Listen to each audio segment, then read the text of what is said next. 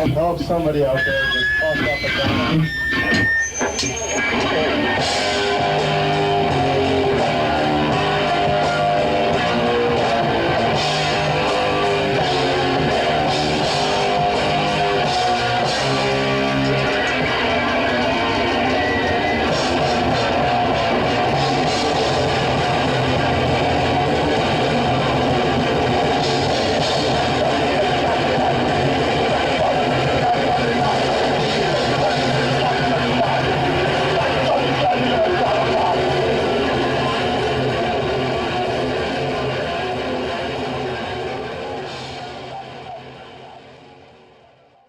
Early 80s in Flint, Michigan, we looked like we were on our way to Reading Festival. You know, we had like denim vests with patches all over them. But at the same time, we were all pretty nerdy.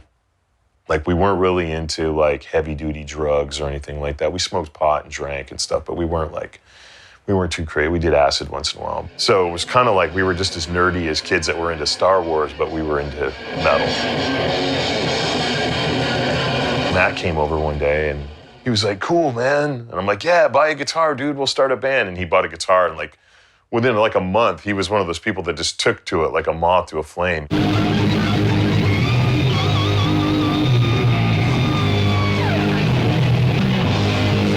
We found a copy of this fanzine called Sledgehammer Press. We recorded our stuff and sent it out, and that was the first time we ever recorded anything where we didn't have a studio, but we did like do several takes and edited together 3 really good basement recordings. That was the first lineup of the band, pretty much. That was where we started calling it Genocide.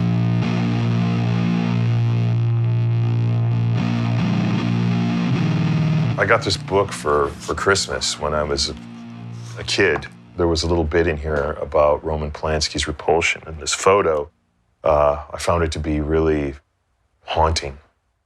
We started getting letters from other bands that were called Genocide, and you know, obviously the name Genocide is a horrible name. I was like, cool, this is a good opportunity. We have to change the name.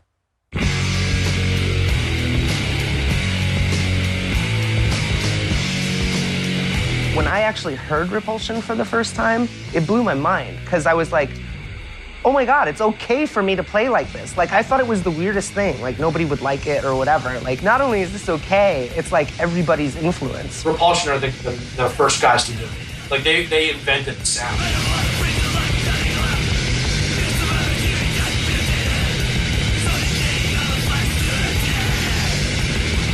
We went to a hardcore show and saw what it was all about and like found the promoter. They were really cool and they just took a chance on us until we started playing really fast. And then I think people just didn't know what to make of it. It didn't matter whether they were punk or metal. When we like locked onto the Repulsion formula, there were very few people that actually liked our music.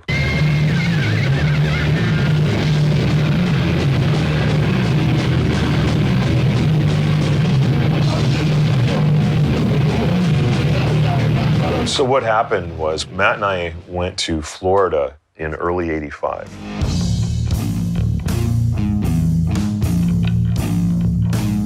Chuck was amazing, but it just wasn't working out. What do we do now? We need to get a band going.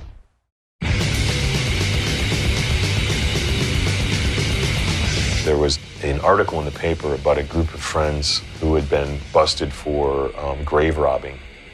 And one of them was a guy named Dave Hollingshead, who was also a drummer.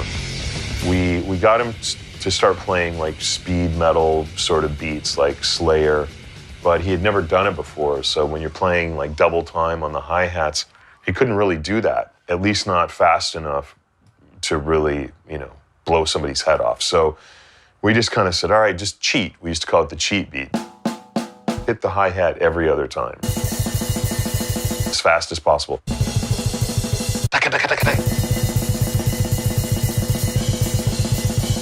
Your basic default blast beat, 1 foot, not 2 feet, 1 kick drum, snare, and it's all in sync. It's not all sloppy and shit, like it's just like constant. That's the single most important fundamental, I think. It's the rudiment that changed everything, the blast beat.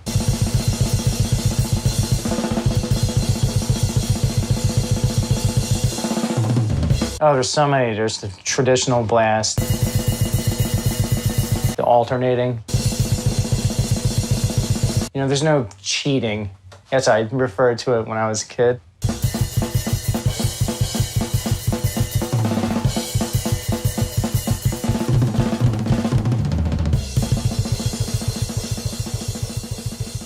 Over time, he got so good at the cheat beat that it went from, being like the speed of like a Slaughter to this machine gun sound, what you hear on the Repulsion album.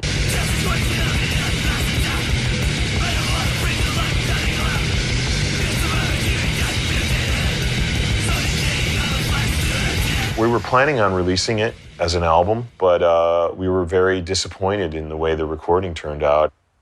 Repulsion, the recordings from '86, they were only released on CD, 89, 90, by Necrosis Records, because nobody wanted to release a demo of Repulsion because it was too noisy. The grizzle and the bass, that's grind. The grinding bass sound, came from like Scott Carlson. When they went to go mix it, they realized that they wiped his actual bass track, so they just ended up using the scratch track, and all great things come as complete accidents. It's a brilliant recording. It was an unfinished album is what it was, and I just started circulating it and selling it on tape because, I think we're gonna have to try this one more time.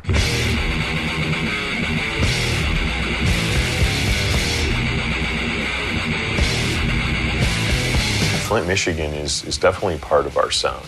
My dad worked in an auto factory. Matt's dad worked in an auto factory.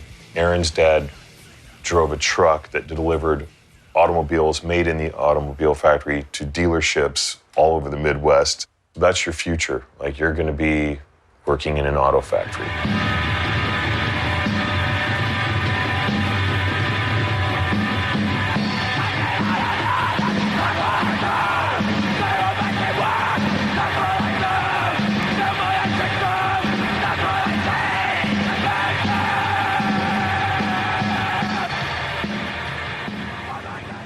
Unbelievably working class, like real gutter level working class. It literally was just tower blocks on the horizon and smokestacks and factories and the smell of chemicals. It was hard to contextualize because you lived it. You lived in that. You went to school in that. And you faced hostility, on a daily basis.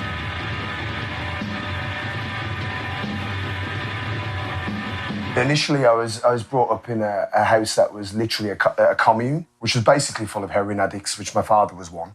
As a 7-year-old, I was exposed then to like the Sex Pistols, the Damned, the Clash, the Stranglers, and I pretty much discovered industrial music purely accidentally. This is where I met Nick Bullen.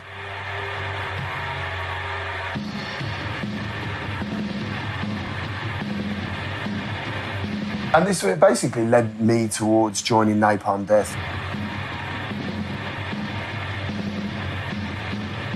Famously, I booked Napalm Death on a show, their second ever show. It was 1983, we're going way back, at a boat club in Nottingham next to the river here. They were 14 years old, just blowing minds, really. They played to like 60 people, if that, but it was, you knew something was pretty special. Well, I did anyway. Having something that was more reminiscent of Killing Joke or very early Amoebics, even early Swans. We wanted to put all this into a melting pot and speed it up, We couldn't actually do it with the original drummer, who, ironically, was one of the founding members of Napalm Death, a guy called Rat, or Miles Rattledge, as he was known. Unfortunately for Miles Rat, me and Nick were starting to talk about that he couldn't play fast enough. And this is when we happened upon Mick Harris, you know. Mick Harris was fucking wild. He was a force of nature. It was not human. Mick Harris, I think, come up to me at a Napalm Death gig, and I was really enamoured with his energy. It's funny that we arrived at eventually gravitating to blast beats, you know, because for a minute there we could have been actually playing very tribal sounding post-punk. I suppose it was a revelation when we first heard Siege.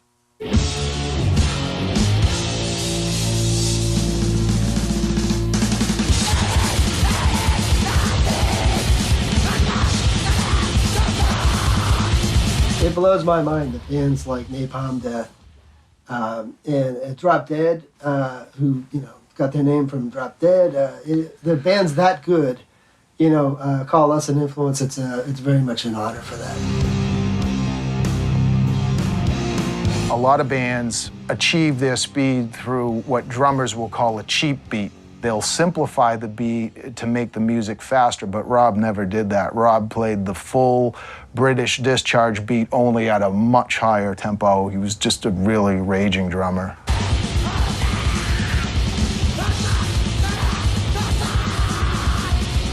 Discharge would have been the biggest influence on Siege and on a lot of us at that period of time. Just as Discharge hated Thatcher's England, Siege hated Reagan's America. I mean, a lot of the story of the grindcore thing really does come out of the hardcore punk scene in the UK.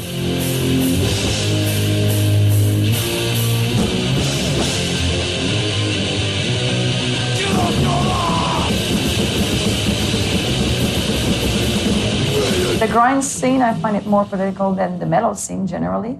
I think that comes from the punk roots probably, and like all the DIY aspect, bands are closer to, you know, the punk spirit and the punk vision. Punk has always been political music. I'm not saying there isn't political people in metal, but it was always more about music with metal, whereas punk was always more about the politics. Well, hardcore punk, a lot of people had a lot of things to say. You know, I want to be different, and I want to rebel, and all these other people are lame. And the metal guys, they're like, I want to master my instrument and play it better than anyone.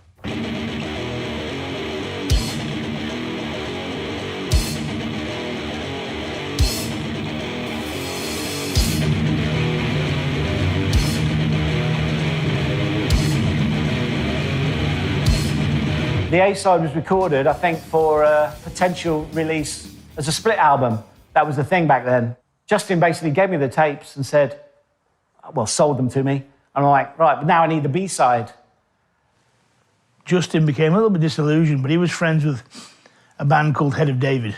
He left, and they were without a guitarist. And Nick Bullen actually asked me to play guitar. This is between A-side and B-side on Scum. And I said, yes, I'll do it. And I went back with them, but I kind of chickened out. You know, I don't know, I just lost my nerve.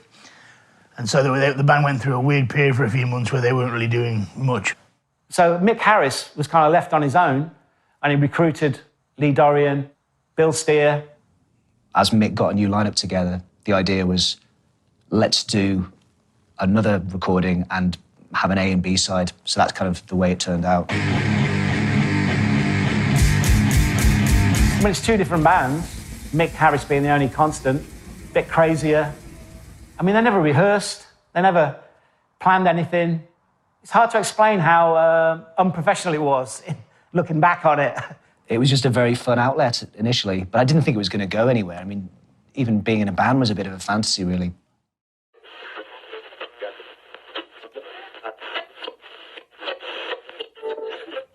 John Peel, in the UK, is a very famous name, because that's a DJ whose career spans decades. So you're going back to, you know, the Beatles era.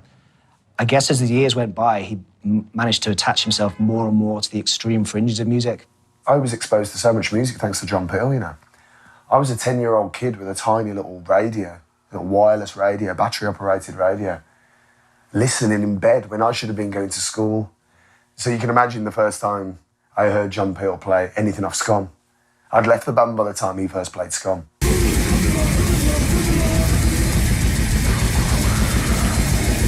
That very night, he played Head of David, and straight after it played a track off Scum, The Side Armour, and it was like, oh my God. You know what I mean? This is who I grew up listening to is now just played. Not only a John Peel session of a band I've just joined, but now Scum. And Napalm Death just fucking blew up after that.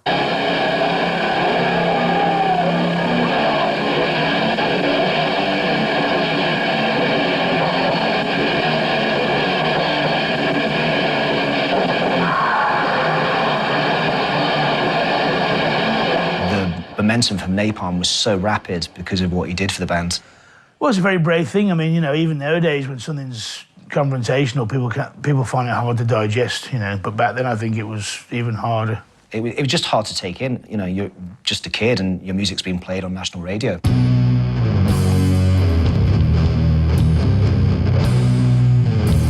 Well, Mickey came up with the term. It didn't come from the press, as many people think, or even the underground press. It was Mickey.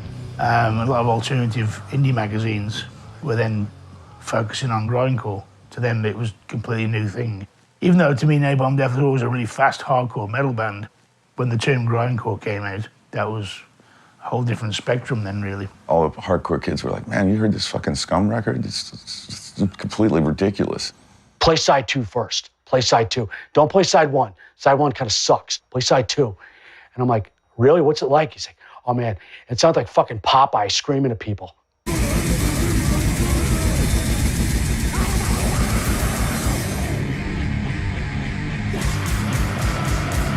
The sound was still changing, I think, at that point. It definitely changed on the second album, but I'm not saying I wouldn't say I was the conscious part of it. It was just going that way, really. And so the first thing I actually recorded with them was actually a John Peel radio session. I hadn't even played a show with them.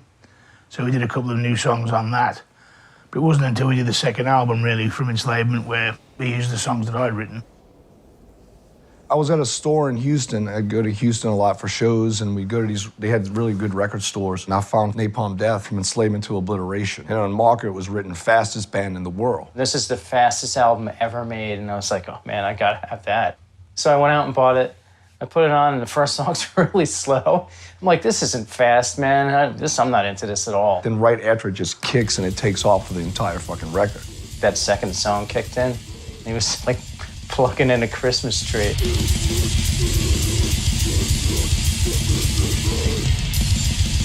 From Enslavement, Scum, those records are just groundbreaking. We wouldn't be sitting here talking about this if those records didn't exist.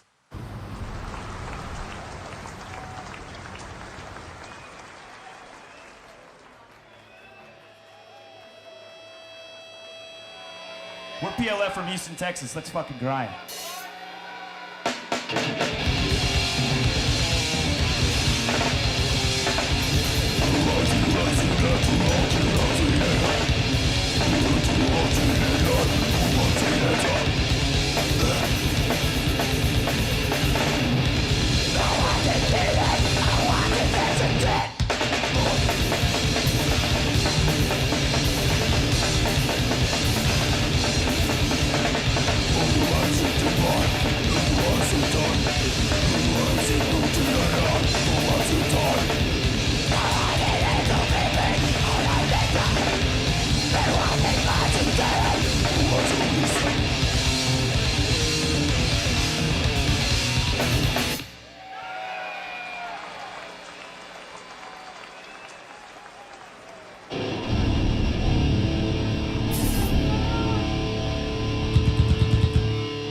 How many shows a week do you go to? Depends. Yeah, sometimes maybe like 1 or 2, sometimes like 5 or 6.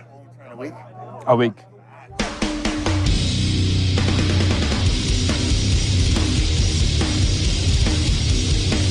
Like when I first heard like Insect Warfare when I was like maybe 15 years old, I was like, wow, you know, that's the fucking heaviest shit I ever heard in my life.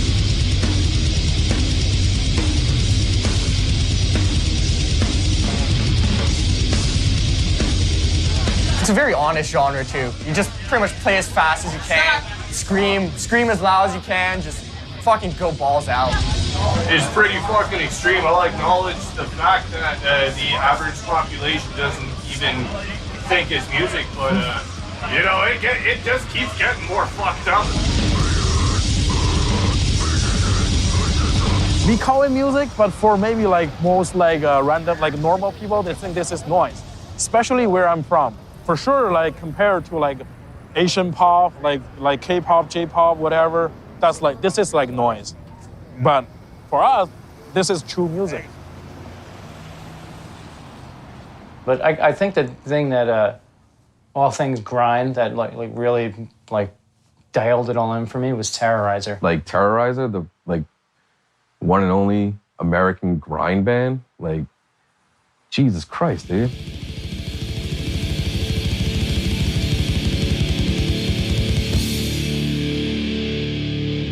My original band was Terrorizer back in 80, 89.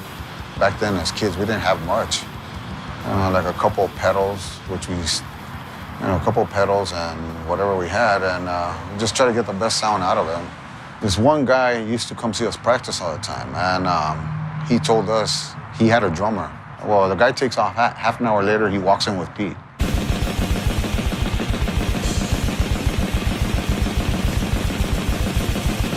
Well, back then, there was not many drummers that were doing the blast. There was just speed, thrash, black metal. I just wanted to take it to the next level, I wanted to play like double the skank beat. He looks like he's putting out a cigarette. He does this swivel thing, so he gets like a double bounce going.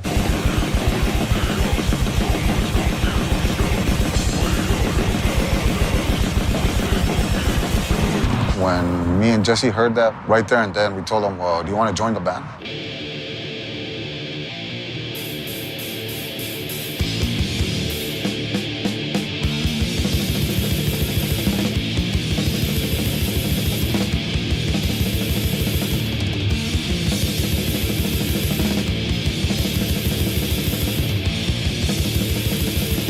I remember Jesse was, I guess he was writing with David Vincent. David Vincent was asking Jesse that where could they find a drummer like Pete? And Jesse gave him up. Jesse said, well, you could have our drummer. That's when Pete told me that David and them sent him a ticket to go to Florida. And I mean, I got pissed because he took off on us. And then Jesse already made his move. I guess he was going to go play with Napalm. I was already writing to Jesse for a couple of years before and calling up at stupid hours of the morning because I didn't know what the time difference was between England and LA. I think originally he thought it was just for one tour and he ended up staying for many albums, There was not a lot of interest in Terrorizer. And plus these other bands were big bands, Morbid Angel, they had like a beginning of a history. You know what I mean? So it was something cool, nice for me to join bands like that, and then with Napalm Death, another big band. So it was what was supposed to be, man. I don't really know what happened to Terrorizer after that, Many years passed. It was just a one album by Terrorizer that was basically Napalm Death and Morbid Angel members. Because we were under a contract for 2 albums, and, with Pete's schedule, real busy with Morbid Angel, and same thing with Jesse. I mean, we got close a couple of times, but it never happened. And, I wish it would have. And were you in communication with Pete much at this time? No, I don't talk to him at all. It's just bad things between me and him right now. Supposedly, I gave up on Terrorizer, and, I didn't give a band a chance, which obviously he took off to Morbid, and Jesse took off with Napalm, and from there on, man, I just don't really talk to him at all.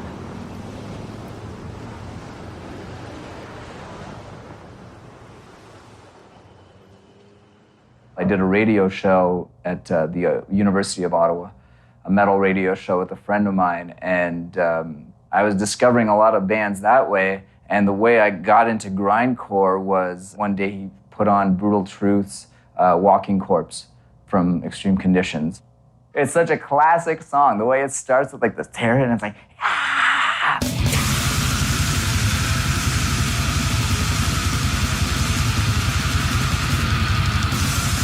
I'm gonna play this aggressive stuff too. I wanna do this. who am I gonna get to play with me? And I thought of Scott and Brent. Brent had a permanent nickname, Gurn Blandstein, one of Steve Martin's characters on Saturday Night Live. We formed as a three-piece, so I'm like, fuck this, we're getting a singer.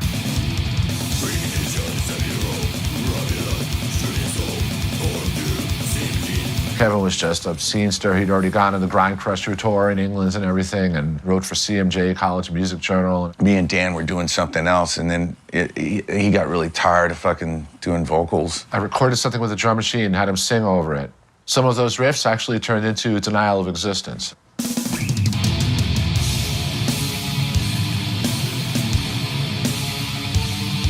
Back in the early days of Brutal Truth, we didn't have gear. We just borrowed everything. If we were going to play Rhode Island or something like that, instead of like getting a van or something like that, we would just all fucking hop a train.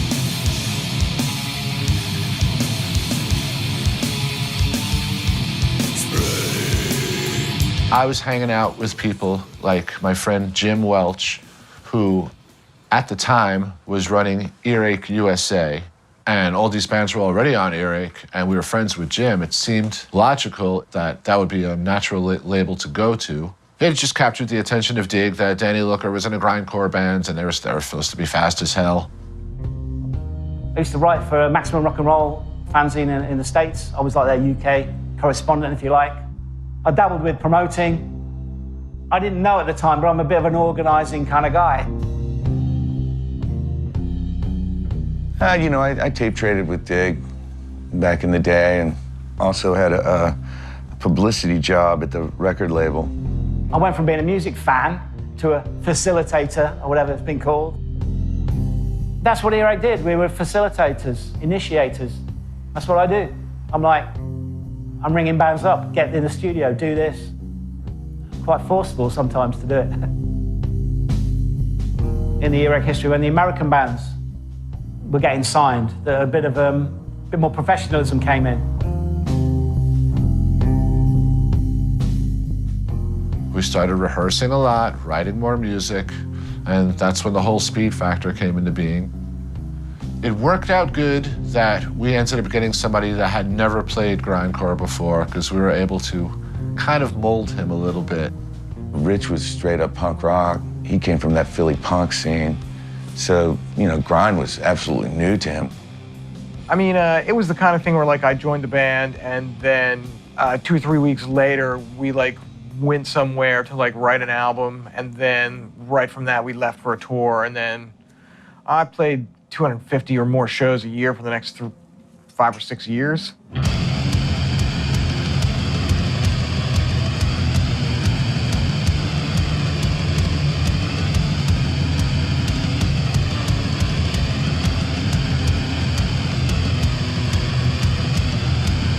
I wanted to be faster. I didn't have an attention span. I wanted to be fast.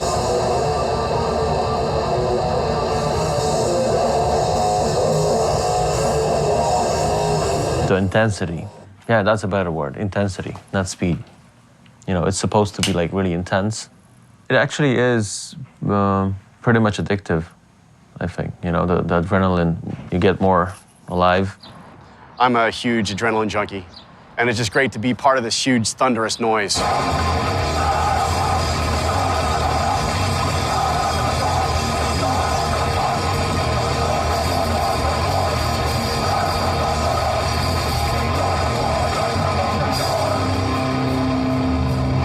Music is therapy for a lot of people. I mean, even if you don't play, you start your day driving into work at 5:30 in the morning, you hate your boss, you know, somebody ran over your cat or your dog and you're just pissed off and you just unleash.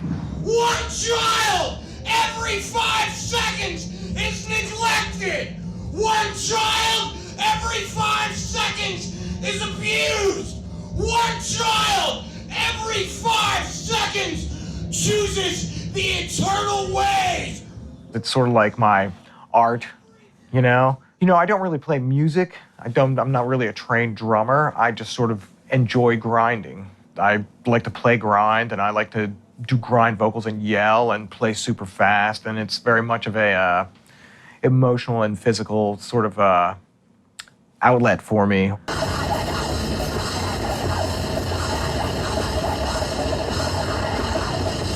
So many bands just do grindcore. They lack the passion, they lack the urgency.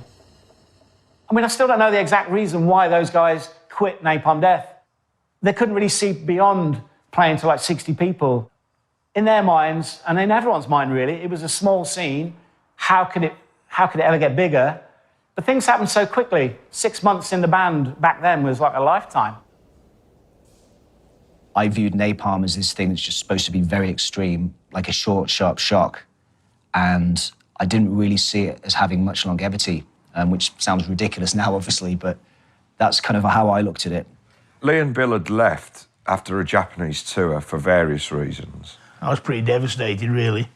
But we knew Barney because Barney was singing in Benediction. Shane and Mickey knew what I could do.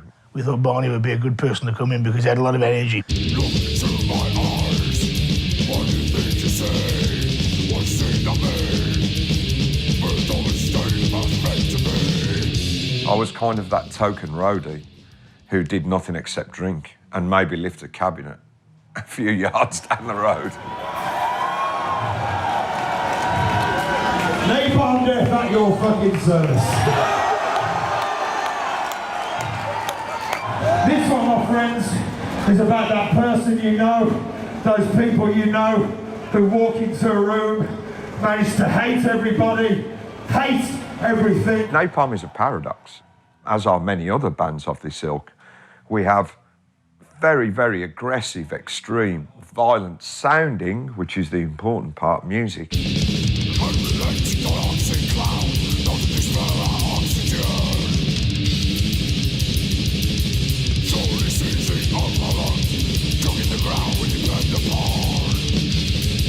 But on the other side of things, the lyrics are peaceful, tolerant, humane. People say it's a political band, and I wouldn't necessarily discount that. This song is about the indignity of being treated as a number, not a person. But at the same time, I also understand that politics can also mean nothing. It can be very tokenistic. Your sexuality is your own fucking business. Very divisive. Churches, these people, that people, fucking business. The starting point is to bring people together, not force them apart. So my thing is, the underlying thing for me is a humane, humanitarian standpoint. With happiness and fucking dignity. Everybody fucking deserves it.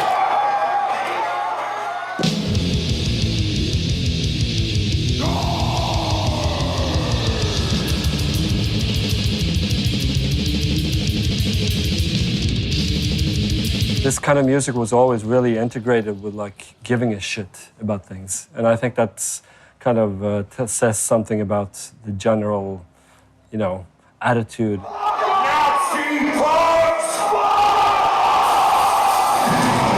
It was the extremity, which was the most important, but it was also the, you know, the opportunity to actually say something in your, you know, with your band and your lyrics.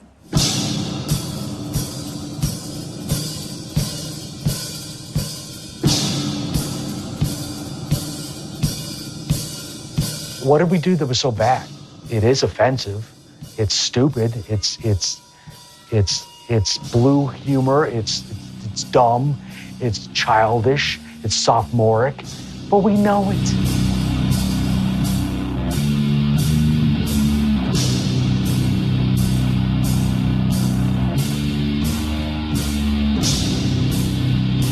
She said, I saw that shirt. That's your band. You're in a band called Anal Cunt. And she was crying. And I'm just like, I'm trying to justify it. I'm like, I got nothing. I got nothing. I broke my mother's heart. This sucks. I didn't mean to do that. Fuck. Oh well. Shit. There I am with hair. Like an asshole. This is my favorite. I fucking hate that cover. So stupid. This is the Unplugged album. 88 song EP, original. Mike pretty much paid for this. Mike was the only one of us who had a job that made money.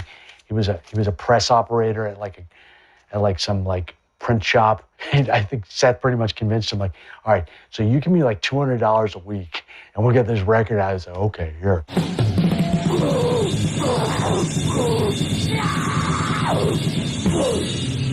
Seth would make up bands fucking constantly. He would make up bands, death metal bands with like his cousin or his friends or something, and they'd make a demo tape and they'd say, oh, yeah, this is a real band. Yeah, I have this band called Shit Scum. And Seth's like, oh yeah, well, I have this band called Anal Cunt. Yeah, we're gonna play a show, man. We don't even have music, man. We just fucking like go crazy. He's like, oh yeah? He's like, yeah, you should come see us. And then he had to make the band up.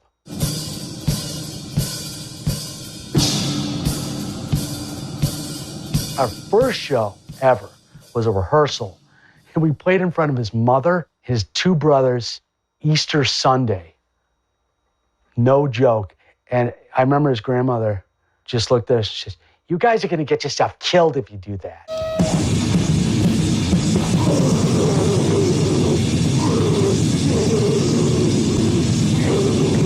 There are times when that's good, when the crowd wants it, but there are times when it's like, you know, I mean, there was one time we played Texas, and he was doing the microphone thing, and he hit John square in the head, cut his head open, knocked him down, started bleeding, and he's bleeding, and he's bleeding, and he's bleeding. And I grabbed the mic from Seth, and I'm like, I need a towel. I need something. He cut his head open. Seth grabs the mic from me. He's like, yeah, and I need 2 Sprites with no ice. Somebody knocked mine over. You know, I mean, that's what you had to deal with.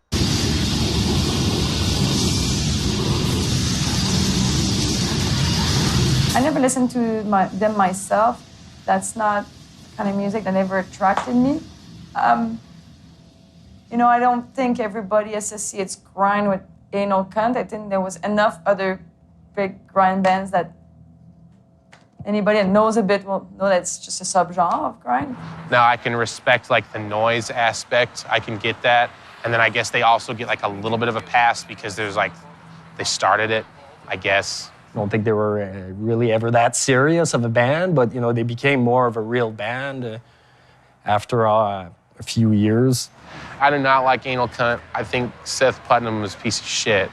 Everyone's like, oh, you have no sense of humor. All right, well, I don't. Fuck you. Seth Putnam is a piece of shit. The art that he created, it reflected that he was in this insensitive piece of fucking garbage that thought that everyone else's pain was like one big fucking joke. He was probably like you'd expect. He was a handful at times. He was a really smart guy, though. He wasn't a complete maniac, but he definitely knew how to play his part.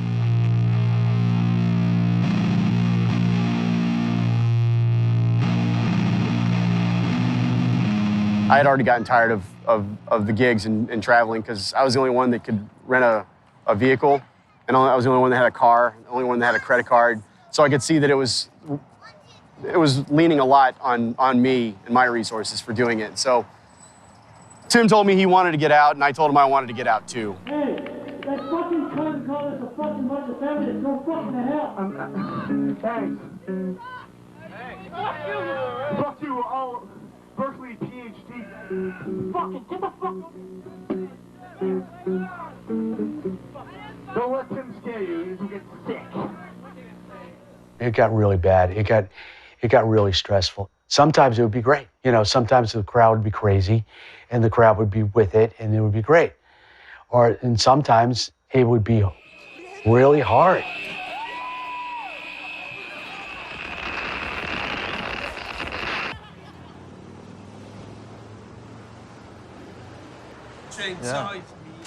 Yeah.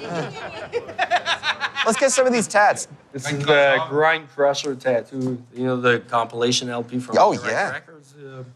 Jack Messerin. Besides that, this is Agatha, please. This is the really old school thing. It's like chanting. This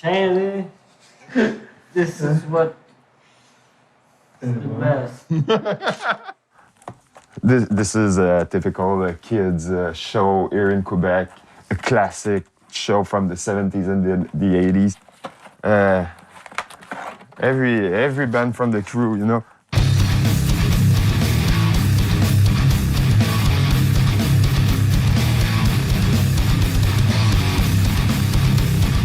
My first band was like Discharge. It's more like a noise project that's still going on today. I started that like in 1990 with a chainsaw.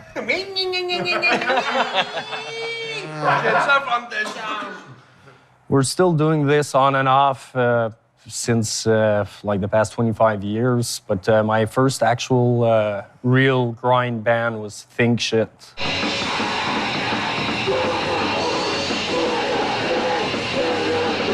I met Fred in school, and we started messing like in 1997.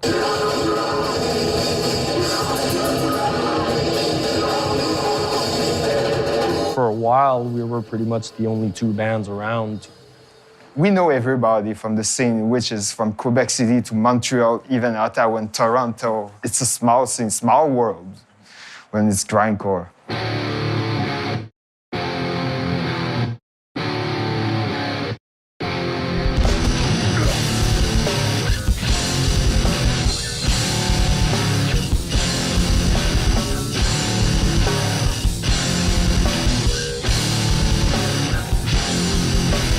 5 days, you know, starting Wednesday, finish like Sunday night, 17 hours of music.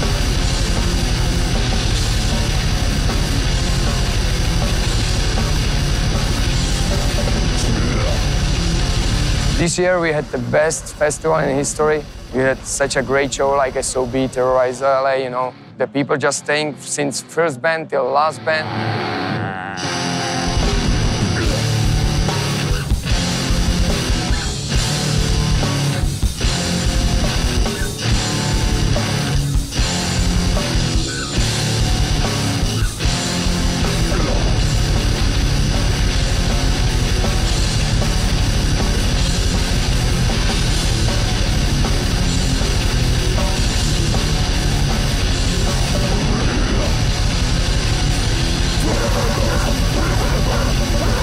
What's the scene like here? The scene like here, a brand new mix of like metal and punks that just coming together, doing a show, man. Archigatus, G.O.D. on the same day. We saw Jigai, we saw Psycho yesterday. There were so many great bands, and you don't expect that kind of bands to play your part of the world. We like the scene. We like to give the chance, you know, to play really big stage with massive sound, even for the bands no one knows, because I think you always come to the Obscene Extreme for big names, but then you are surprised with the small one.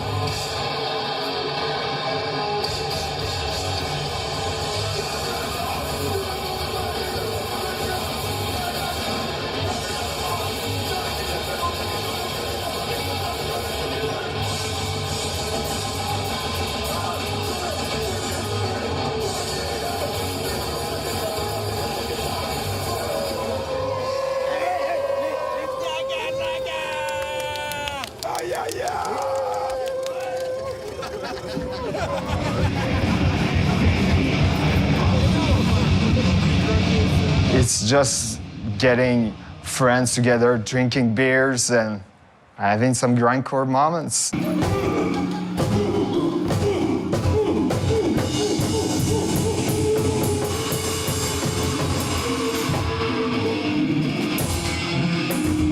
There's no riffs. It's just like you do whatever the fuck you. There's no real patterns.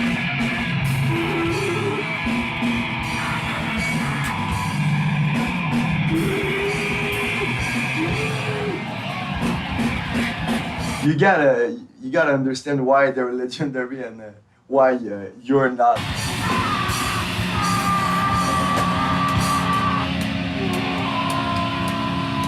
You're playing Noisecore in 2015. You won't be as legendary as Discharge who did it in the 80s, the 90s.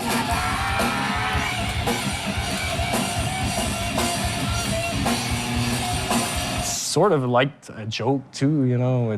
You do it for fun, you know. You can't take that stuff serious, you know. And yeah, I think if you take Noisecore seriously, you're a bit fucked, you know. So. What is happening? What is going on here? This is just the greatest stuff in the world. Nobody knows how to do what they're doing, and everything's great. You know, how is this not? How is this, like, it's reinventing music and not inventing anything.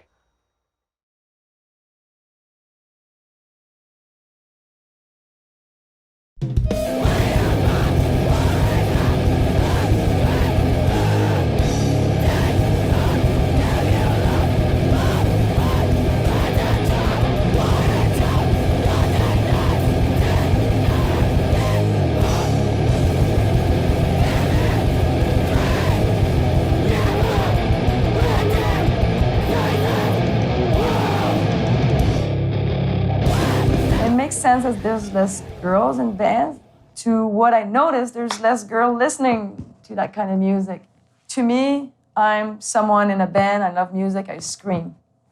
That's it, and I never overanalyzed it. I never felt, I always felt comfortable. You know, we're all metalheads, so we kind of already have that attitude of like, fuck you, you can't tell me how to live my life, right? It comes with the territory. So I think that allows people within our community to look at me and go, awesome, she's doing her own thing, she's not letting people tell her what to do.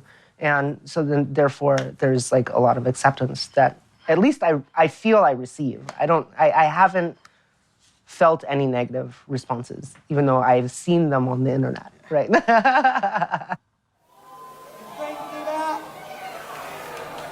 so fucking excited to be out here. God, this is the best scene.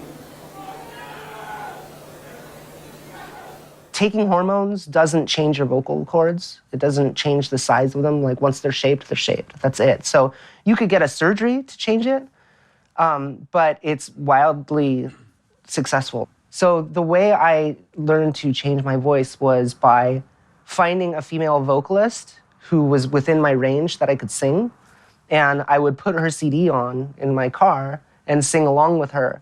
When it comes to doing vocals, I'm kind of a strong believer that you shouldn't change the vocalist of a band if you can help it, because there's a lot of character in that.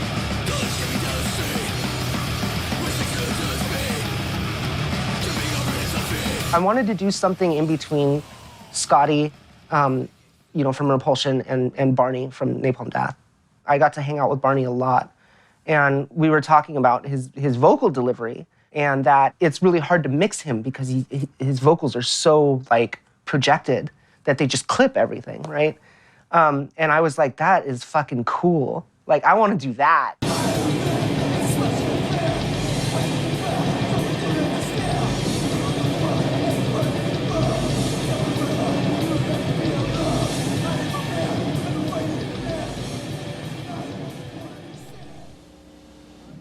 Is our tape recording there, big guy? All right. Whew. Oh, we're getting ready to do the next song still. Artists take time, you know? Before this video dies, like, I just want to say Discordant Texans is the last great evolution of grindcore. They took it to the next level. I don't know where it's going to go after that. Nobody's taken it and evolved it from that yet.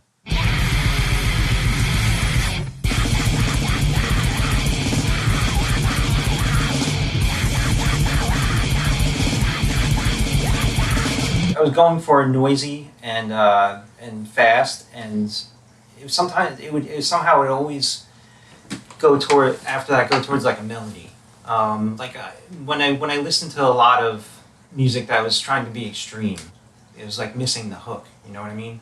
Something that takes you somewhere. Like, I like music that takes me someplace. I don't want to just listen to it and have it wash over me. You know, I want to experience it somehow.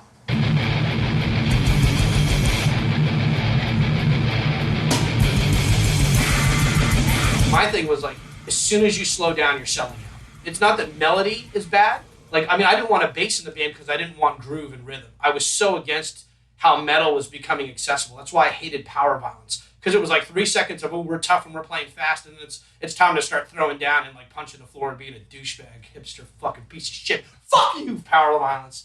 Fucking still get so angry about those people. His lyrics were very personal, but very negative in some aspect. Yeah, a lot of people thought we were really pretentious because we didn't follow the same guideline that everyone else did. I mean, the last album was a shot from my front yard at a beach in the sky. I thought it was cool though. I like that was the one thing I always strive to be a little different than everything else.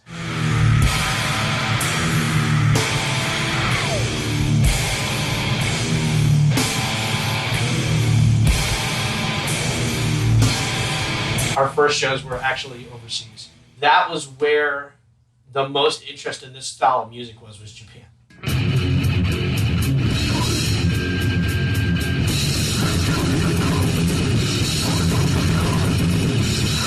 What I liked about Japan and every other band that played, it was like their last show they were ever going to play in their lives. Every note and every, sweat, blood, and tear, people just went for it.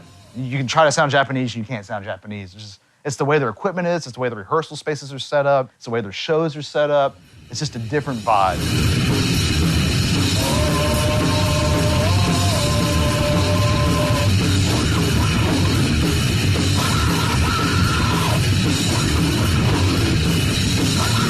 Heresy from UK, Heresy and Concrete Sock split album, then Napalm Death, Scum. Don't forget SOB first 7-inch. Ultra fast hardcore, raging hardcore. They changed the sound a bit, and that's why I started my own band.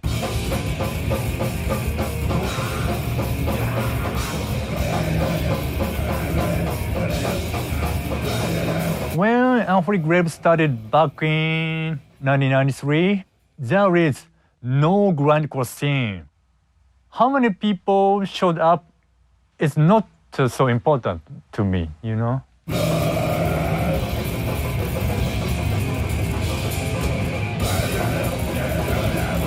I can say there is more bands than 10 years ago, but I think it's still underground music.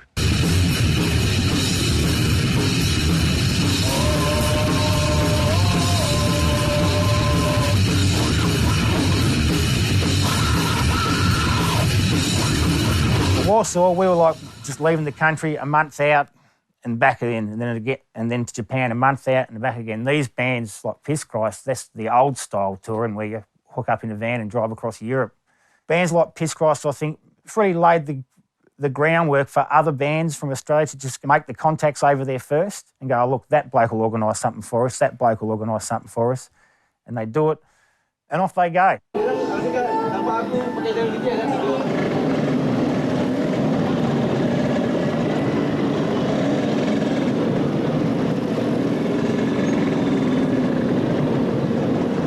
Australian bands going to Southeast Asia. Apparently it never happened until Warsaw did it in the 90s. And then since then, heaps very popular for Australian bands to go and tour Southeast Asia.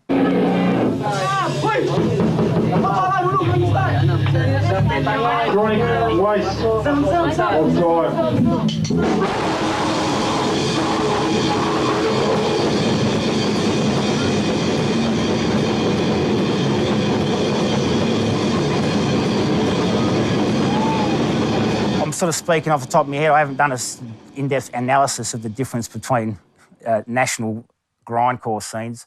I felt it's a very international thing, actually. I felt that you don't have to understand the lyrics, you don't have to, all these things have enabled it to become more international than actual national.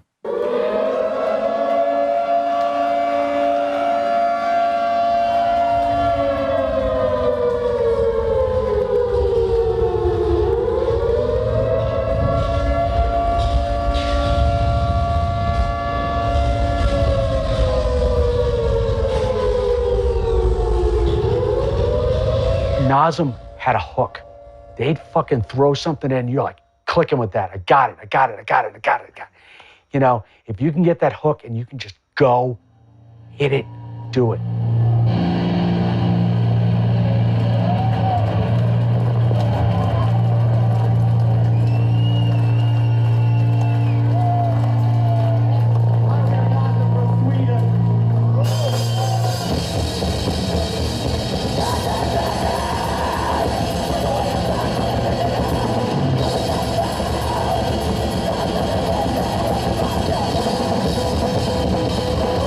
When you go to France or Spain or South America, they have some kind of humor to to it as well that we just don't have.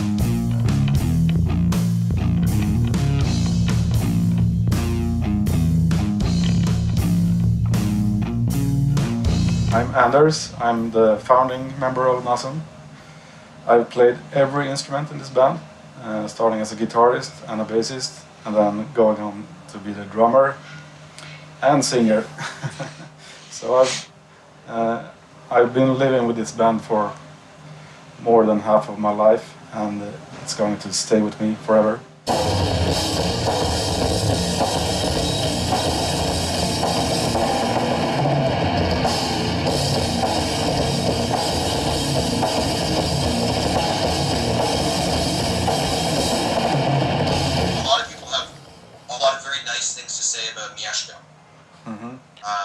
Of course, because he's dead. So I was wondering if you could talk a little bit about him. For one thing, Mieszko would have hated to be a legend. People have asked me for photos of him so they can make a tattoo of his face. And I say, don't do it, because he would have hated it. He had this really brutal sense of humor, which would crack me up all the time. Yeah, I was taking a shower, and I had this indie pop record on, really loud, and the music would get blurred out by the shower, so I could only hear the bass frequencies, and that made me think of this riff. And then he went out of the shower naked and started playing, doing a Nasen riff off of that.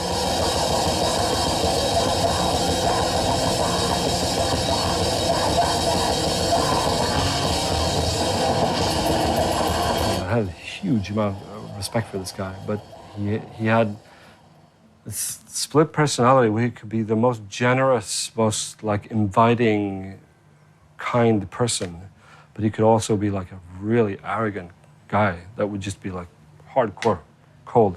That sucks. You suck. And I really enjoyed and feared those qualities in him. I didn't really know him. There are a lot of other people that know him much, much better and have seen another side of him that I never saw. Our relationship was so much concentrated to Nasen, and that was fine, I guess. But it doesn't mean that I miss him every fucking week. So.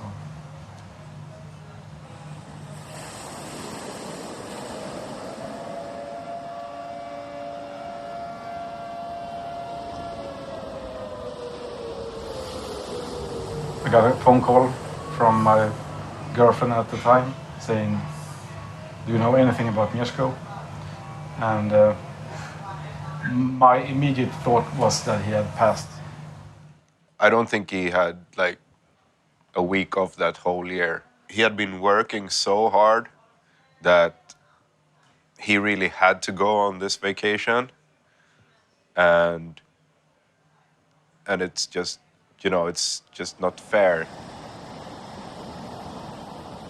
Mieszko's sister went down to Thailand to search for him. She didn't find anything. Mieszko's girlfriend was in a mess. All the bones in her body was broken and everything, so...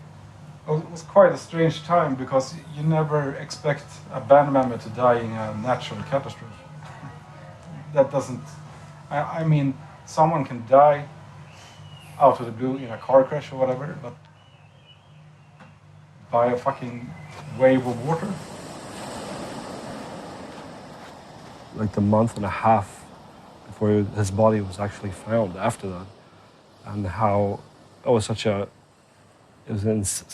insane outpouring of support and empathy. It's indescribable how much people cared about this grindcore singer in some band, I try to remember him as that the really lively person he was.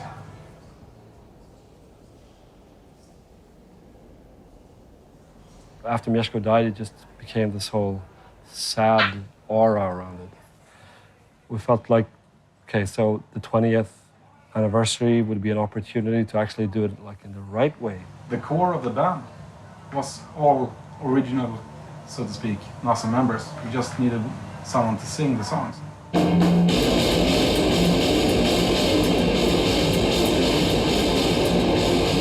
Before the show, he called me up and asked if I want to do it, and I was like, yes, right away. I obviously wanted to do it without understanding how difficult it's going to be.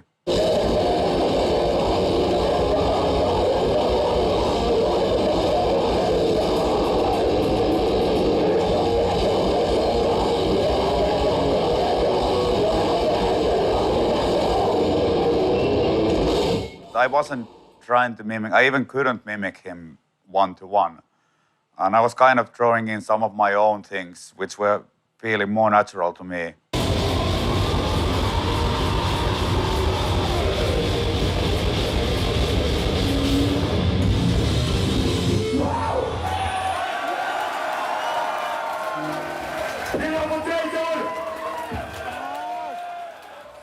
In the very beginning, we just wanted to have high-energy crust grind. And we looked up to sounding a little bit like Extreme Noister and Doom, but just making it more metal and more fast and more furious, more aggressive in our way. And then having metal background just made it a little bit bigger sounding.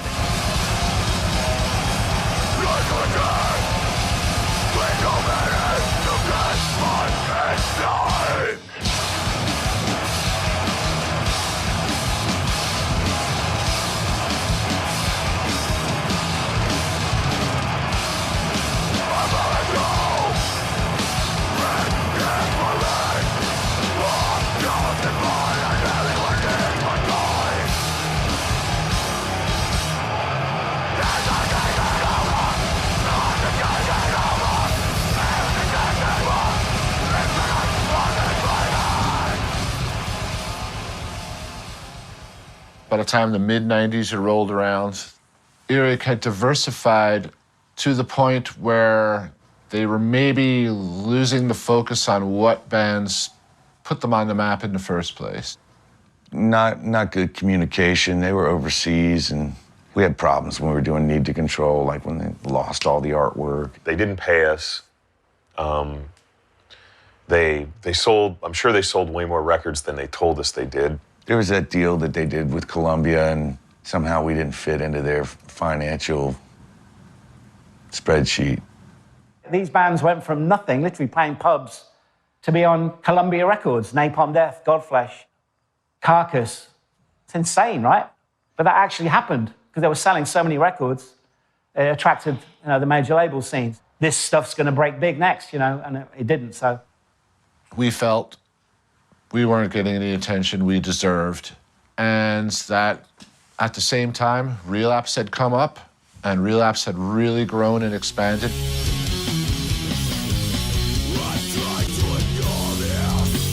Relapse has always been good about that. They've been on the forefront of bringing like a lot of extreme stuff, like with Misery Index, Pig Destroyer. I mean,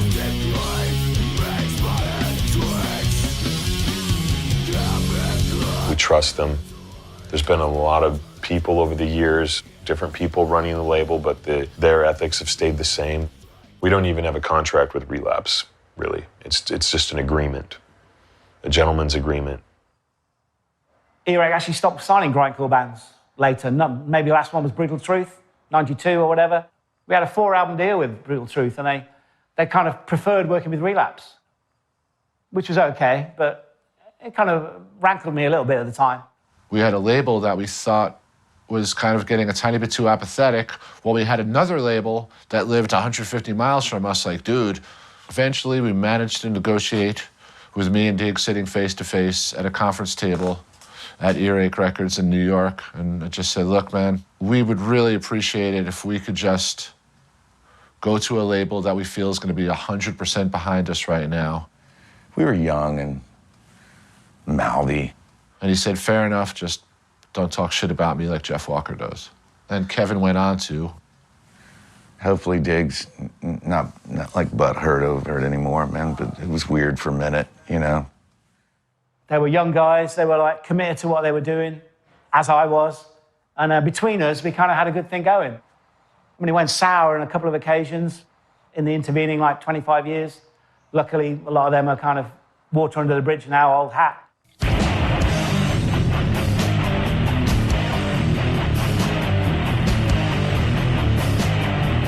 So, how can you guys split up? Well, now that it is about 17 years later, I mean, we did make a pact at the time that we weren't going to discuss it. Well, the original guitar player was poaching money. You know, nothing too wild or anything like that. He was tucking money away, and I think at the time I was like, I don't really care, you know, like, but like, you know, let's not let him handle the money anymore. Basically, we had never had a manager in the band.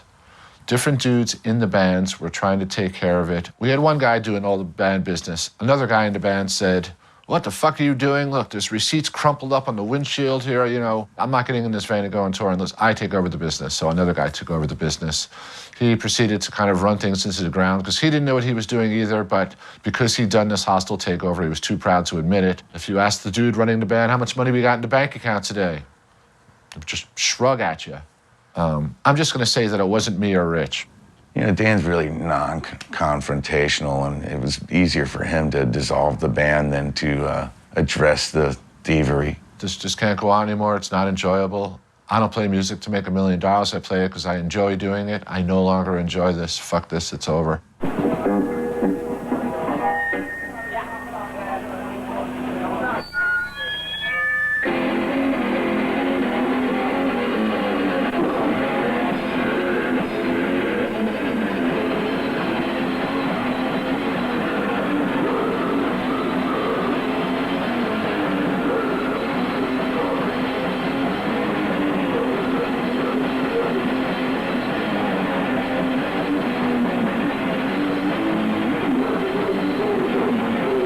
In school, we were reading old Greek texts. In one of those texts, I found the name Agathocles. It's an old Greek freedom fighter. He invited the rich for a dinner, and at the dinner, he killed them all. That's. And then he had a kid of his own, right? Agathocles. Yeah. And also a grandson. Yeah. Archagathos.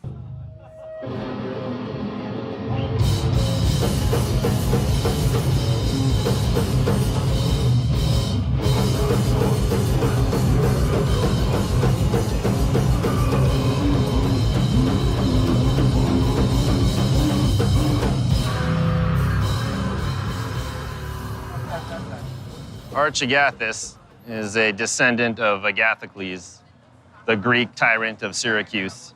But also, our name apparently in Italian translates to "where did you shit?"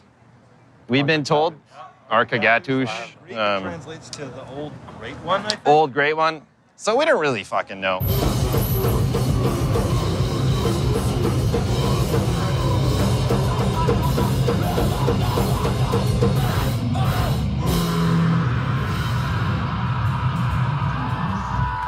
At some point, a lot of so-called grind bands started with this homophobic thing, worshipping snuff movies. Oh yeah, you have records with dead people on. Oh, can you show me? You know, and that's totally not what we mean with grind. Mincecore was supposed to be just like leftist political grindcore. You know, no fucking homophobia, no sexism, no racism, taking a stance on all that, and. I don't know, I've always associated it with having a really old school kind of sound too.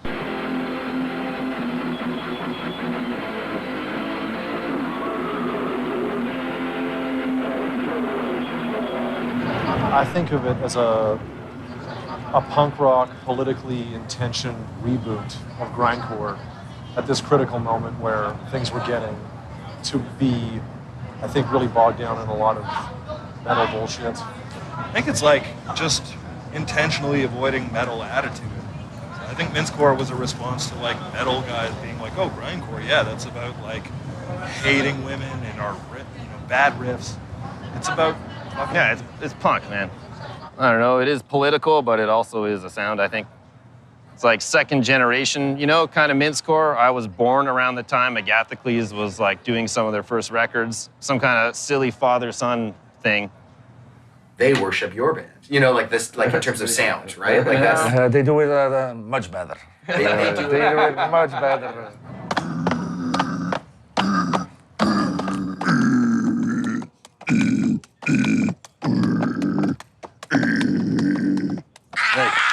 Yeah. You know, but with like a strong leftist political message. It fucking makes sense. It's not. I hear it from him a lot of times, like, oh, now Mincecore is something, a name I came up with, and now there are bands making Mincecore, like... Yeah, that's really crazy, yeah. Like, now we have a split with a band called Haggis from America. A new band playing Mincecore, like...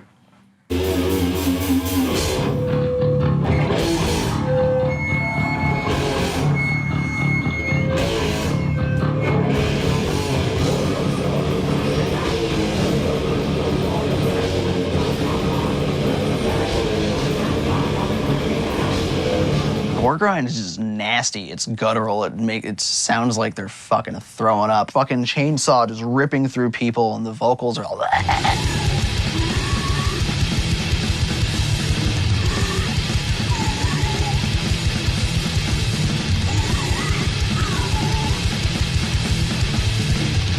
Carcass like really started the whole gore grind thing, I think. Like just as far as like the vocals and just the riffing style, even just down to like how the blast beats are played. Like it's just, it all goes back to Carcass.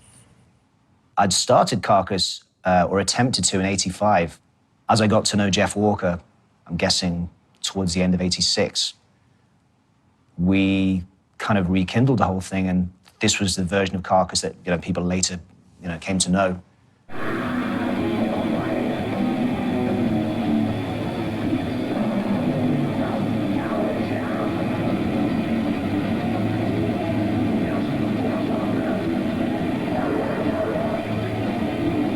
Jeff had accessed some, they were kind of like textbooks for students, students of pathology. And I think he just cut out tons and tons of stuff and then created a collage.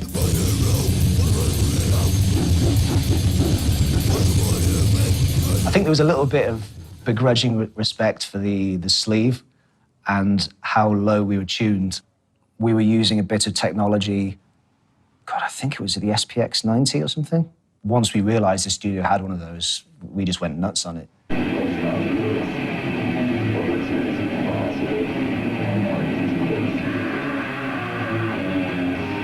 Use like basically an effect pedal to pitch his voice down, like at least an octave, maybe like 2, to give it that kind of quality. It makes everybody sound like the most brutal thing on earth, as long as, all you gotta do is yell into it and it makes you sound like a monster. More of a kind of a fantasy element, I think, to it than, and I don't mean fantasy like swords and Conan and shit.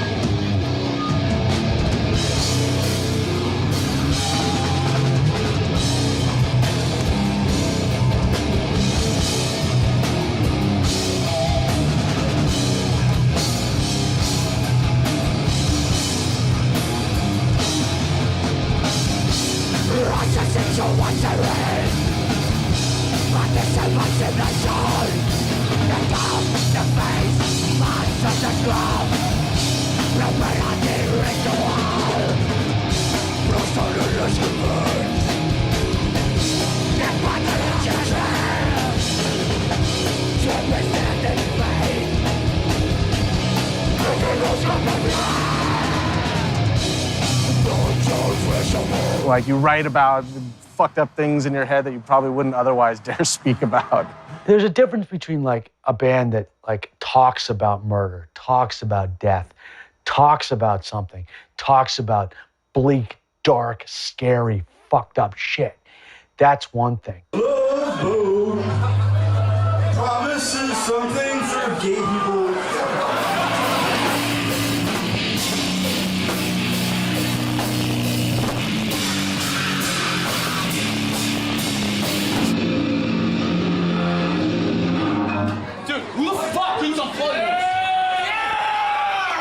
Place was packed. Drop Dead just finished playing, and I missed them because I had to work.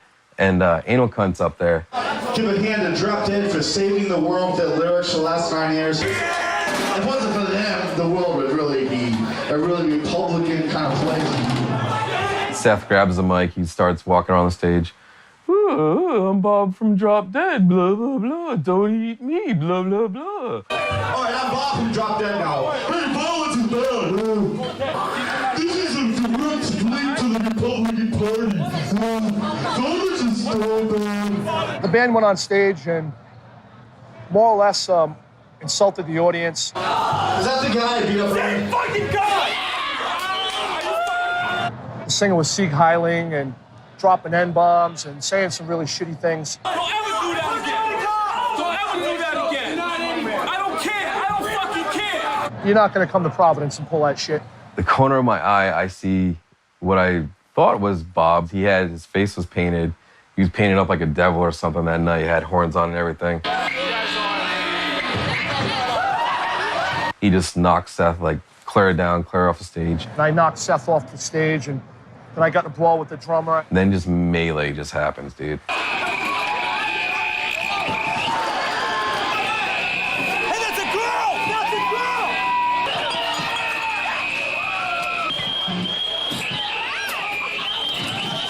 I ended up getting arrested. My brother put a couple of those guys in the hospital. It turned into an ugly thing, and a riot happened, to be honest with you. Did you go to jail with Seth that night? Were you both? No, he actually pressed charges against me, saying that I assaulted him, and I guess I did. To be honest with you, you're not coming to Providence and Sieg Island, man. It's not even fucking happening. Who said we're a bunch of Nazis? Who complimented us by saying we're a bunch of Nazis? There was a big problem with skinheads back in like Boston, Providence area, New England area, and Anal Cunt always attracted the skins. Did you ever attract like skinheads at your shows? I think so. They don't know grind, they don't know anything about it, but they love that, all the songs and stuff, Hitler was a sensitive man, there you go. It's a new song. It's called Even Though Your Culture Oppresses Women, You Still Suck, You Fucking Towelhead. If we did, I just fucked with them. They'd be like, oh, they kind of like, and I'm like, no, I'm making fun of you. So why aren't you going to I'm making fun of you. 1, 2, 3, 4. Towelhead! Okay, you got it. Oh, they're racist, they're this, they're that. I can tell you, I can assure you, Seth was never a racist. I was never a racist. Mike was never a racist. Fred was never a racist. Paulie was never a racist. John was never a racist.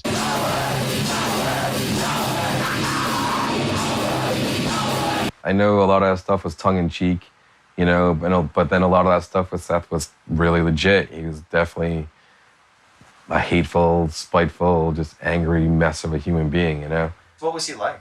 Hilarious. He was a good guy in there. He was cool. Talk about pushing the envelope, man. And was that all tongue-in-cheek for him, or was he just a... Yeah, he was just like, he would poke. He just wanted to poke everything. Like, he was really fucking mentally deranged. Which was hard, man, because I was, like, really close with the guy for years. John liked Seth quite a bit. And Seth really took him to town for it, too. Stealing Seth's Idea is a book written by John Chang. That was one of the song titles on their record. Now, did you know that they were going to write a song about discharge?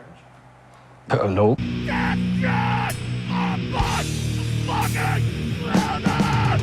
That set put them into their guest lists, and there's a bunch of losers that were the other kid.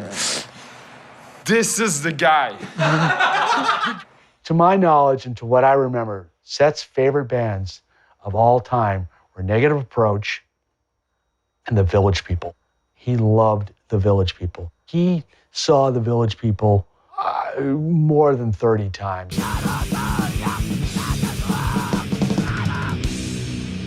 Seth has actually, Anal Cunt has stayed at my house, with my wife and daughter in it, There are times when he'd turn it off and he'd just be a normal person, not just a maniac trying to fuck with people on the street. But that being said, every time we'd go and hang out on Lansdowne Street or something, we'd almost get arrested for him just fucking with people that are trying to eat in the restaurant or something. Did he get arrested often? On stage? No. Off stage? No comment on that one. After the shows in Philly, or at least after one of the shows when we were on the way back to the house, he was like, how's the show, man? I was like, that's pretty good. What'd you think? He's like, I don't remember anything of the shows. I don't think he like remembers the shows that he did, you know? Like, I don't think he could come off stage and be like, oh, that was good, or that sucked, or whatever. I think when he came off, he had no idea what was going on, you know, blacked out. The last time I saw Seth, it was at some club in New York, and Seth's mom was there. And after the show, we were all hanging out, and Seth asked me if I'd met his mom before. And I said, yeah, no, I grabbed her out of the pit. Like, she was getting killed by these kids. They were just crashing into her. And she was like this frail woman. She's like 5 foot nothing. So I grabbed her and pulled her out so she would stop getting clobbered.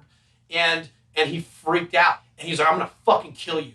And, like, everybody in the room just sort of stopped because he wasn't joking. And I remember what he did to Terry from Grief. I mean, he hit the guy in the face intentionally and knocked out half the teeth in his face. Man, even his mom was like, Seth, you know, what are you doing? Calm down. Why are you upset? And he just, like, he was insane. I heard later on he went out and got crack and got, like, high that night. Like, ended up sleeping on the street someplace. I mean, he was a really fucking disturbed guy.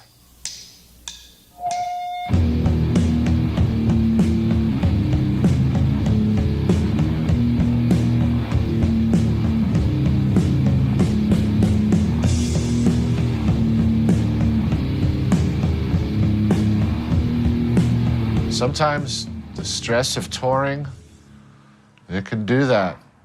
Used to be the full-time thing because Misery Index toured, you know, some years we do 200 plus shows in a year, and that was like the life, you know. I'm glad we don't do that anymore, to be honest. Hurry up and wait. You know, show up, load in, wait around, play, pack up, get going. A huge thing, you know, is like drinking. Bands drink like crazy because you're sitting around all day, there's beer, you know, there's nothing to do. You just slept somewhere and it's the biggest shithole you ever slept at in your life on tour. We do sleep at people's houses and not at hotels because we can't afford hotels. And you wake up in the morning and your whole body from inside out is dirty. It's not what people think it is, you know? Everyone thinks it's this whole fucking drug orgy and that sort of thing. And, you know, it's a job, you know, like any other, but it's just a little different. Whenever someone asks me that, do you guys have other job? My jaw always drops. Because how could we not?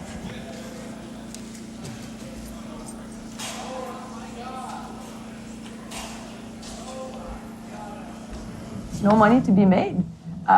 Maybe Nasu makes money. Napalm Death makes money. Brutal Truth. Except that, like, you're lucky when you pay your gas and your van payments. You know what I mean? Like, I try to do everything I can, as much as I can, but I'm borrowing money from my friends to print T-shirts. I'm borrowing money from my wife. It's arranged in a circle, so to speak, where it's like I'll press at this plant, and then I'll press the next one here, and then I'll pay this guy and this guy. So, you know, it's always getting, the person 2 steps behind is always getting paid, and the record's kind of going around in a circle that way. We started out in a little unit that was probably as big as this little square, and then got a bigger one. And then we moved into this one. We had to expand into another one over there. And it keeps growing, which is cool. But records is it's a messy business, man. Like, that was what DIY was about. It was like almost like being a bunch of entrepreneurs and not necessarily catering to what big companies want.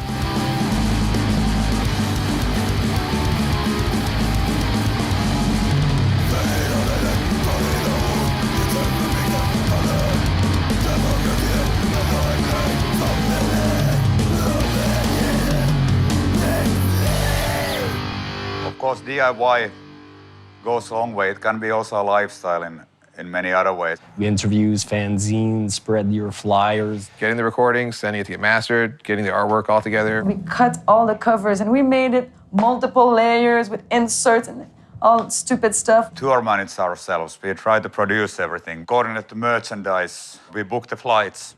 And back then, you could count on people to actually buy your records. Like, you know, if they were interested, they wanted to support you because it was a DIY thing. They recognized that the kind of content you were making would not exist unless you did it. You don't need big stupid labels who rip you off by big contracts and blah, blah, blah. Try to keep everything in your own hands. Try to work with people you've created a network with. It's possible because we are doing it. And then we get our shit released everywhere.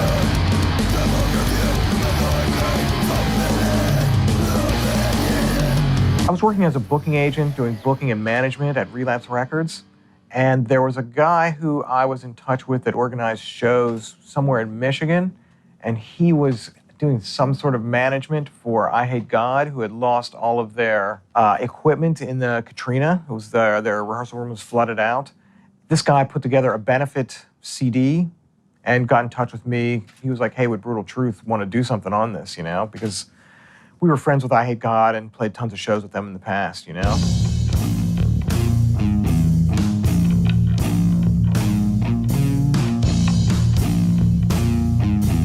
We got together, quote unquote, just to record that, which I think Gurn plays on. Gurn came back and played, and his chops were just rotten. So it didn't really work out.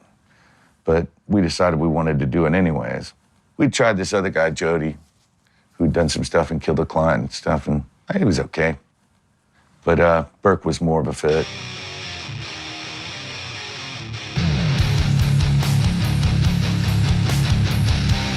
Eric became a full member of Brutal Truth, and then when it was time to write, I had a great writing partner, because I wrote a lot of the stuff back in the old days, but having Eric in his classic fluid style.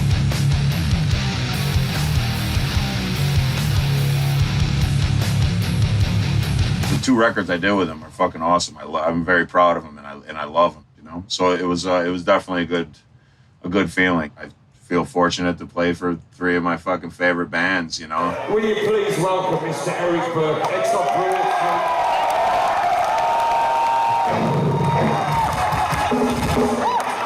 I didn't ask for everything, not even. That's fucking cheesy. I'm sure a lot of people will call me a dick for that. And you know what? So be it. I'm a dick.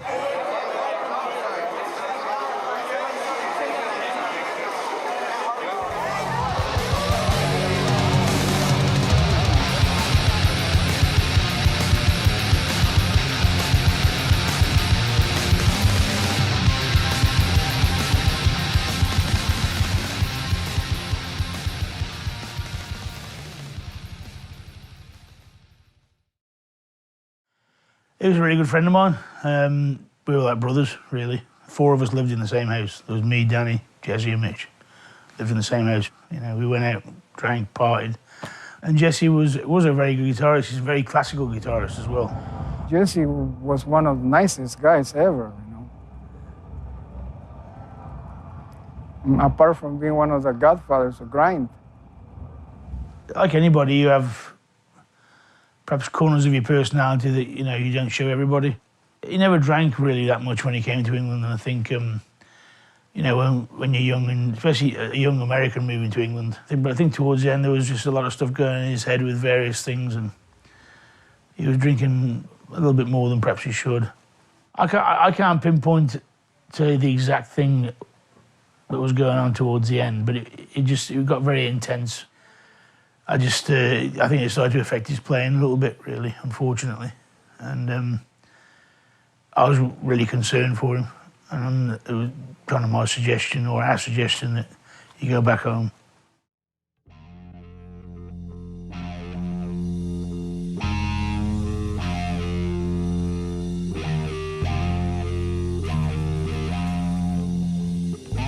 I spoke to him a few times on the phone and saw him a couple of times, and wasn't quite exactly the Jesse that I remembered, unfortunately.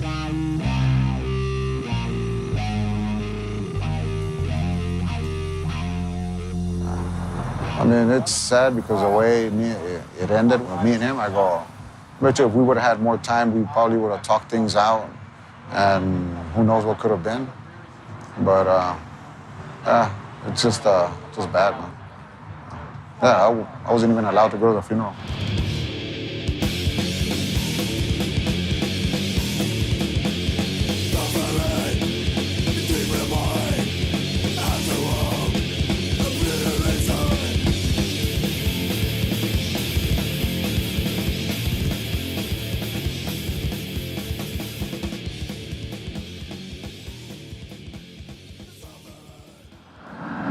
well, that's what you get, you fucking asshole. And then he died. LOL, I guess. It was kind of a weird thing when he did die because we have some friends that are like, yes, Seth Putnam's dead because he's a total piece of shit, and other people that are like, oh, it's a bummer, you know? So I would hate to be stoked about anyone's death, you know? I don't think that's a really positive way to approach things. I don't want to like shit on his memory, but like, yeah, he was a fucking scumbag, man. I mean, he was like a real backstabbing piece of shit in the end of his life. I don't know what the hell happened to him. Seth was a good guy. I always enjoyed partying with him, enjoyed hanging out with him, you know? Fucking tragedy that happened, you know?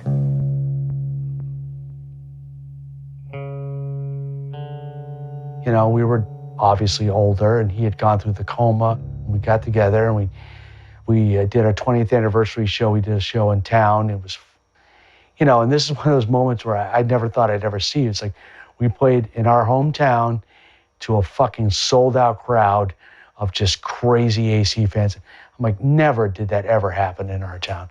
I can tell you that the last time I saw him, I was looking at his face, and I was looking closely at him, and I said, you're jaundiced, man. We would go on the road, and he would do things you know, a person in a healthy body shouldn't do.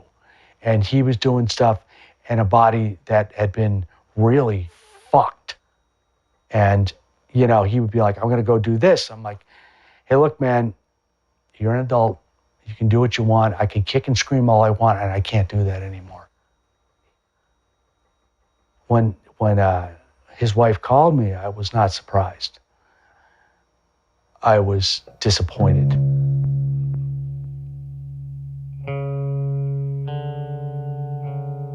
People see that Seth that, you know, rolled around on stage and did a lot of drugs. I know a guy that he and I would sit and watch movies all day or watch The Simpsons and fucking eat Chinese food and talk about goofy stuff or play music or, you know, that was, you know, is my friend, you know, and that's what I miss, you know, I miss that guy, you know, and it just sucks.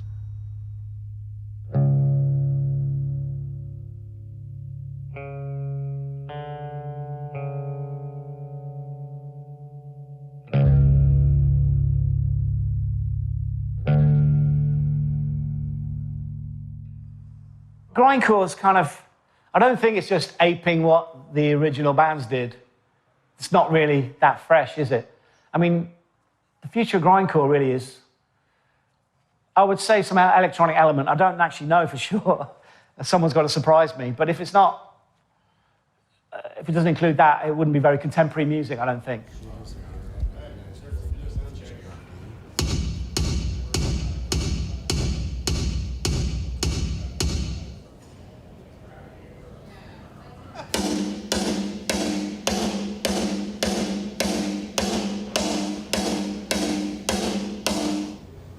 You know, for a while it was a studio band.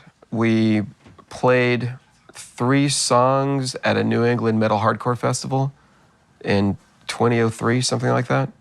We've had a few plans to do it. I should say discussions.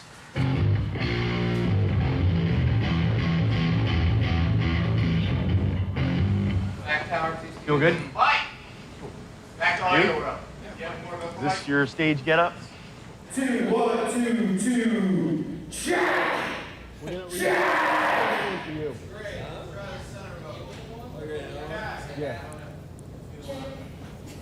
Pig Destroyer was the side project. Agoraphobic was the main thing, because we'd already had Honky Reduction out on Relapse, and there'd already been kind of like a groundswell for Agoraphobic at that point.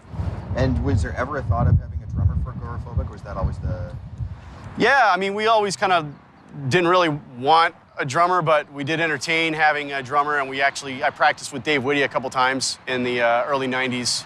But I think Jay and I just wanted to keep it very simple and didn't want to overcomplicate Agoraphobic with playing live. Strangely enough, we're going to need some drums, like snare and kick up there. Snare, kick, vocals, and probably guitar and bass. We need a little bit of time for the changeover. What could go wrong tomorrow night? Oh, there's lots that could go wrong. Somebody could spill beer on the computer. We could have some equipment problems. Unplug a cable, there's a million cables plugged in. There could be a fire. the cops can come and shut the show down, somebody could have a heart attack. I don't know. That's why I just want to get through this one gig and see what the unforeseen things are that can happen. Hopefully nothing. Hopefully nothing.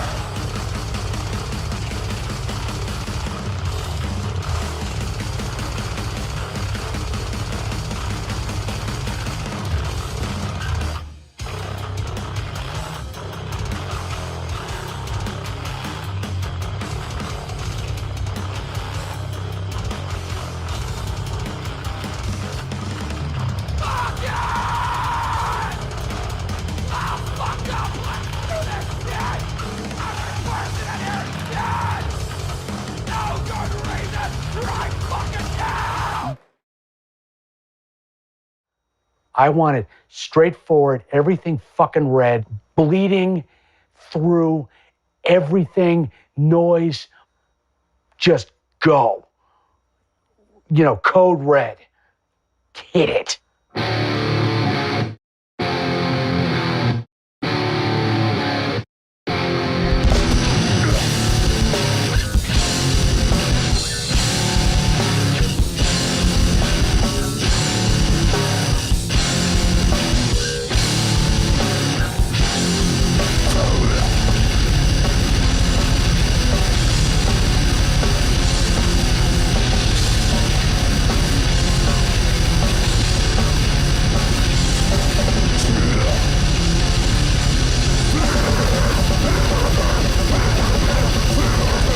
I don't know. What's a rind? It's the crust on the outside. Oh, It's kinda like our skin. It's like a pumpkin skin. No, it's Wait, like, you were saying watermelon? It's like stucco. It feels like Like a cantaloupe. like a cantaloupe or even a Coconut. yeah, coconut type rind. Cheese has a rind. Well, good cheese. What the fuck is a Real pork cheese. rind?